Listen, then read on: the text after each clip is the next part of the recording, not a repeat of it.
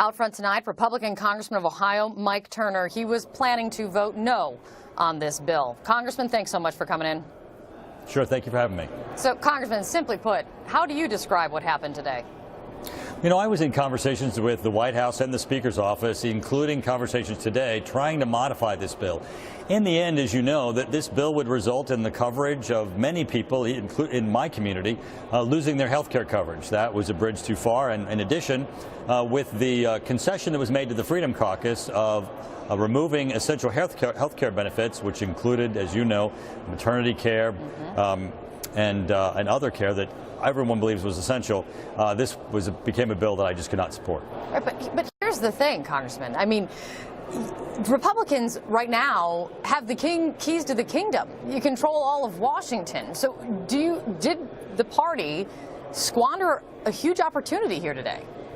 Well, as you know, they don't control everything. It takes actually 60 votes in the Senate to get a bill through, and as a result of they sure control the House. This bill was going through contortions, and pieces of it were moving through procedural modes to try to get it through ultimately through the Senate. Because of that, this piece, which was supposed to be part of a larger pie, certainly had contortions that in the end resulted in people losing their health care benefits that I could not support. Interviews that I've seen, as the president says and Speaker Ryan says now, Obamacare is a law of the land. They're not bringing this up in the near future. Can you just leave this now after campaigning and promising for cycle after cycle and move on to something like tax reform now? Well, you know, that's going to be a decision of the Speaker and of the President. I'd be surprised. It certainly is a process that's worthy of continuing.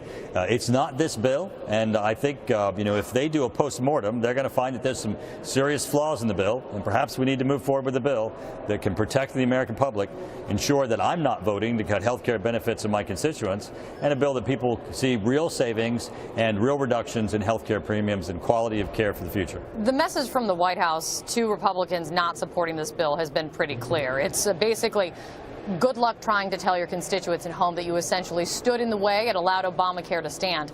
Here's what Sean Spicer just said today from the White House about Republicans that don't support the bill. Listen to this, Congressman. They're the ones who have to go back and answer to their constituents why they didn't fulfill a pledge that they made. So what do you say to your constituents tonight? Well, I didn't campaign with President Trump, and I certainly didn't pledge to support whatever he brought to the House floor. I pledged to support something that would maintain the quality of care of people who need medical care and not result in cuts of benefits. That's not the bill they brought forward. So I'm very comfortable being able to go back to my constituents and say, I'm for repeal and replace. I'm not for this bill. I don't think they are either. Everyone this week was calling the president the closer. He couldn't seal the deal. That's plain and simply what happened. What does this say about the president? Well, I think this says less about the president than it does about the process.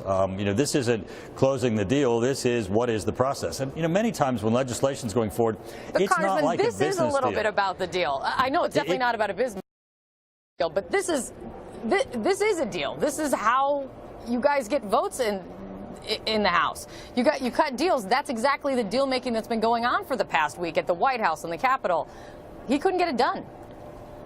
Well, I had this specific conversation with the Vice President, and that is this, is that, I'm a business lawyer. I worked with entrepreneurs like the President, and I certainly understand negotiating tactics. But legislation isn't that's my final offer. Legislation is a process. Even this was only going to be a piece of a larger process. Certainly hope the President becomes engaged. I certainly hope that we get a bill that can be passed. But what we know is that this bill couldn't even pass the Senate. So regardless of whether or not it stopped here, it certainly wasn't a bill that was going to his desk. Does the president need to learn some lessons, how business deals are different than deals in Washington? Well, I think the president needs to engage in the conversation. Not engaged enough right now. Well, he's been negotiating and engaged in why you should be for this bill, not necessarily the question of, well, what's wrong with this bill? And I can tell you, any bill that cuts health care benefits for my community won't support, and I certainly am not going to support. Congressman Mike Turner, thanks so much for your time. A wild day in Washington. Thank you. Let's see what happens next.